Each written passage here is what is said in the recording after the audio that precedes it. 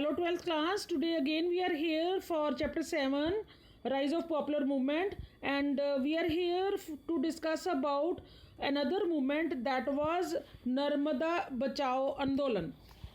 नर्मदा बचाओ आंदोलन, ठीक है। आंदोलन जो था नर्मदा बचाओ आंदोलन एक तरह का एक डेवलपमेंटल प्रोजेक्ट था नर्मदा रिवर के ऊपर, जो सेंट्रल इंडिया ने अर्ली 80s में डिसाइड किया था लॉन्च करने के लिए ये डेवलपमेंटल प्रोजेक्ट कि नर्मदा रिवर के ऊपर 30 big dams, 135 small sized dams and around 3000 small dams to be constructed. ये प्रोजेक्ट था.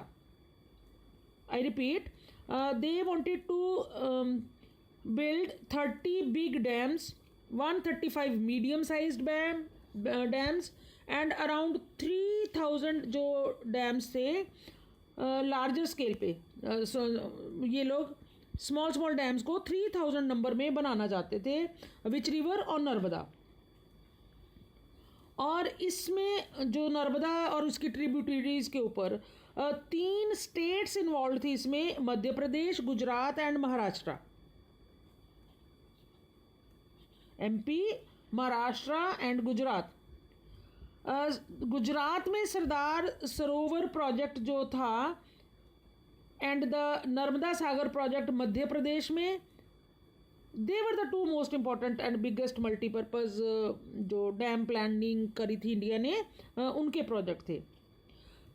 Many of the people they advocated this कि जो सरदार सरोवर प्रोजेक्ट है ये मल्टी पर्पज़ प्रोजेक्ट प्रूव होगा और इसके बन जाने से there would be benefit to the huge areas of the Gujarat and specially along with Gujarat the adjoining states.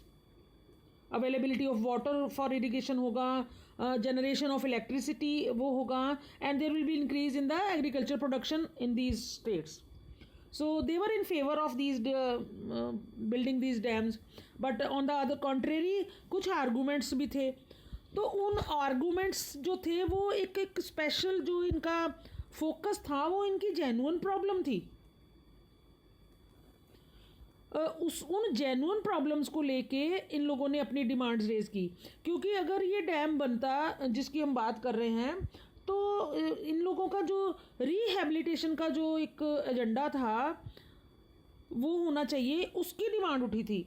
सो जो डिमांड्स की अगर हम बात करें तो in the process of construction of dams near about 245 villages जो थे from these states were expected to be submerged. वो मतलब पानी में फ्लडेड हो जाएंगे, डूब जाएंगे वो बिकॉज ऑफ दिस, क्योंकि डैम बनाने के लिए उस वाटर को थोड़ा एक स्टॉप करना पड़ना था और वो वाटर जो फिर अल्टीमेटली इस एरिया में उसका एक्यूमुलेशन होना था. तो 245 जो विलेजेस हैं उनका ये शेप हो जाना था ऑलमोस्ट फ्लडेड वाला. So it required relocation for the rehabilitation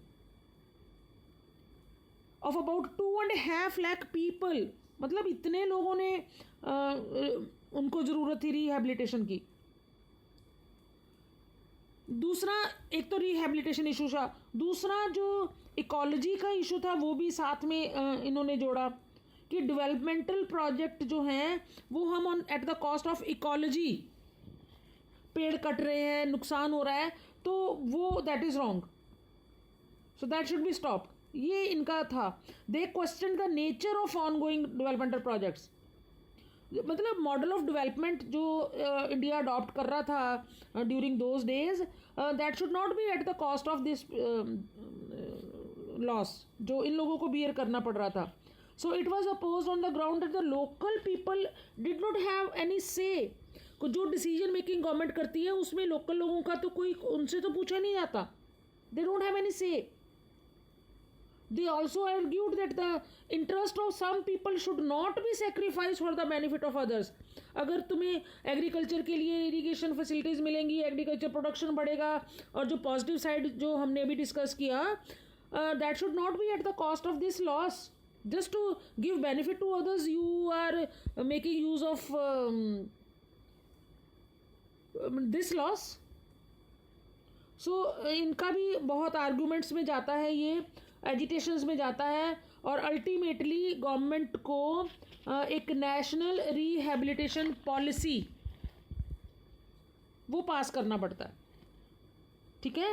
government जो है, जो एजिटेशन की वजह से, this agitation let the government to pass some policies, और एक comprehensive national rehabilitation policy in 2003, ये इसका रिजल्ट निकलता है।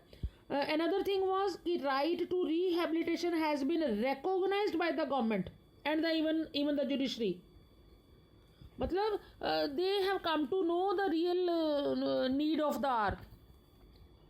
सुप्रीम कोर्ट ने अपने डिसीजन में दिया था कि with the construction of dam we must ensure the rehabilitation of people. मतलब डेमोक्रेसी है जो that should be saved by all means. These people they also have the right to survive. Just again same thing I'm telling you, just to give benefit to one, you cannot give that benefit at the cost of the others. Clear? So these were all the happenings during Narmada Bachao Andolan, a very important Andolan beta from the point of view of your exam even. So thank you.